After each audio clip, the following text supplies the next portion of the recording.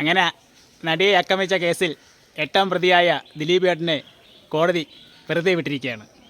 അപ്പോൾ കേരളം മൊത്തം സന്തോഷിക്കുമ്പോൾ ഒരാൾ മാത്രം സങ്കടത്തിലിരിക്കുന്നു. അത് വേറെ ആരുമല്ല, നമ്മുടെ റിപ്പോർട്ട് ചാനലിലെ മൊട്ട അരുൺകുമാർ. അവൻ്റെ രാവിലത്തെ അർമാദിപ്പ് കാണുമായിരുന്നു, അവൻ്റെ ബഹളം, അവൻ്റെ കൊണകൊണമുള്ള സംസാരം. അവൻ ട്രോണ പറത്തുന്നു, അവൻ ദിലീപിൻ്റെ സൈഡിൽ കൂടെ പോകുന്നു, അവൻ ദിലീപിൻ്റെ കാറിൻ്റെ മേളിൽ കൂടെ പോകുന്നു, മെട്രോയുടെ മേളിൽ കൂടെ പോകുന്നു, കോടതി കൂടെ കറക്കി പിടിക്കുന്നു. എന്നിട്ട് അവനെ കൊണകൊണമുള്ള അവൻ്റെ സംസാരം. പിന്നെ അരുൺകുമാർ കരുതിയിരുന്നോ? ദിലീപേട്ടൻ മാനനഷ്ടത്തിന് കേസ് കൊടുത്തിട്ടുണ്ട്.